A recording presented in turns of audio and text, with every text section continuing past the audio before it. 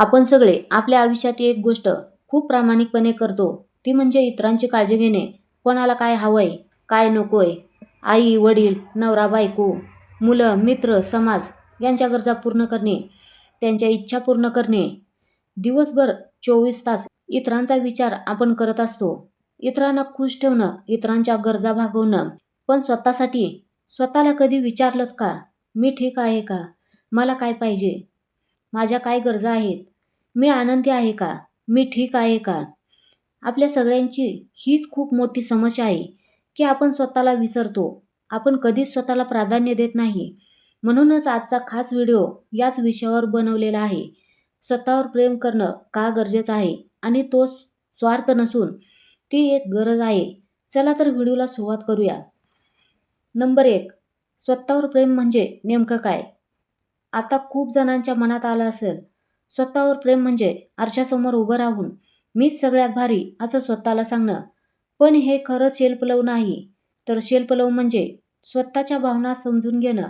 आज थकल्यासारखं वाटतंय तर थोडा वेळ स्वतःसाठी काढून विश्रांती घेणं, किंवा आज खूप उदास वाटतंय तर स्वतःसाठी वेळ काढून स्वतःला विचारणं, का, काय झालंय, कशासाठी उदास आहे, आणि ती उदासी दूर करण्यासाठी काहीतरी प्रयत्न करणं होय. सेल्फ लव्ह म्हणजे स्वतःला अजिबात कमी लेखायचं नाही. ती किती छान दिसते, मी तर अजिबात छान नाही. त्याचं घर किती छान आहे, माझ्याकडे काय आहे, असे विचार बंद करून स्वतःकडे जे आहे त्याच्यात समाधान मानणे. आपण जसे आहोत तसं स्वतःचा स्वीकार करणं. सेल्फ लव्ह म्हणजे चुकल्यावर सुद्धा स्वतःला माफ करणं. आपणाला सवय असते, जेव्हा आपल्या हातून एखादी चूक होईल तेव्हा स्वतःला शिक्षा द्यायची, स्वतःला त्रास करून घ्यायचा. पण आपण मनुष्य आहोत, आपण चुकू शकतो आणि त्या चुकीतून काहीतरी सकारात्मक गोष्ट घेऊन आपण स्वतःला माफ करायला हवं. सेल्फ लव्ह म्हणजे स्वतःच्या मर्यादा ओळखणं. आपण आपल्या मर्यादा ओळखायला हव्यात. एक सीमारेखा आपण आखून घ्यावी, ज्यात बाहेरचं कुणीही त्याच्या मनाने आत येता कामा नये. आणि जेव्हा आपण आपल्या मर्यादा ओळखू तेव्हा खरं स्वतःवर प्रेम करायला शिकणार आहोत. स्वतःवर प्रेम म्हणजे अहंकार नाही, तो आत्मसन्मान आहे. स्वतःचा सन्मान करणं म्हणजे स्वतःवर प्रेम करणं होय. जेव्हा आपलं प्रेम स्वतःवर नसतं तेव्हा आपण सतत लोकांना खुश ठेवण्यासाठी धडपडत असतो. सतत लोकांच्या पुढं पुढं करत राहतो. स्वतःची सेल्फ रिस्पेक्ट करत नाही, स्वतःसाठी मर्यादा ठेवत नाही. कोणीही येतं काहीही म्हणून आपणाला दुखवून जातं. कोणाला नाही म्हणू शकत नाही. प्रत्येकाला पाहिजे तेव्हा आपण हजर असतो. स्वतःला सतत दोष देत राहतो. मीच छान नाही, मलाच होत नाही, माझ्यातच काहीतरी कमी आहे, असं स्वतःला दोष देत राहतो. आणि याचमुळे आपला आत्मविश्वास कमी होतो.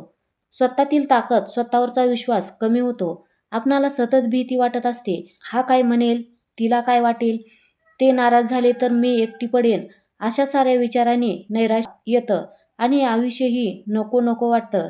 आपण सतत म्हणतो, माझं कोणी ऐकत नाही, माझी कोणी रिस्पेक्ट करत नाही.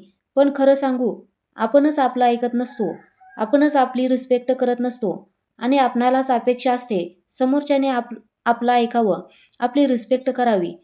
पण जोपर्यंत आपण स्वतःसाठी स्टँड घेत नाही तोपर्यंत हे सगळं शक्य नाही. नंबर 3. जेव्हा आपण स्वतःवर प्रेम करायला लागतो तेव्हा स्वतःचा आदर करायला लागतो. स्वतःचा आदर करणारी व्यक्तीच दुसऱ्याचाही मनापासून आदर करत असते. आपण स्वतःवर प्रेम करायला लागलो की चुकीच्या लोकांपासून स्वतःला दूर ठेवतो. स्वतःला अशा लोकांपासून वाचवण्याचा प्रयत्न करतो.